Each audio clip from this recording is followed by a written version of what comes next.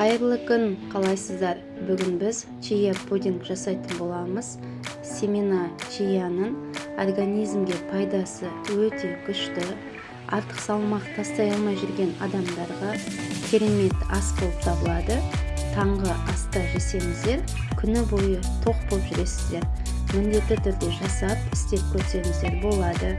Бізге ол үшін семена чия қажет, және де айран, сүт немесе биос қосып істесеңіздер болады. Бұны түнгі уақытта жатар кезде жасап қойсаңыздар, таңғы аста уже жей бересіздер. Достар, егер де менің каналым ұнаса, лайк басып, комментарий жазып, достарыңызбен бөлісіп кетулеріңізге болады.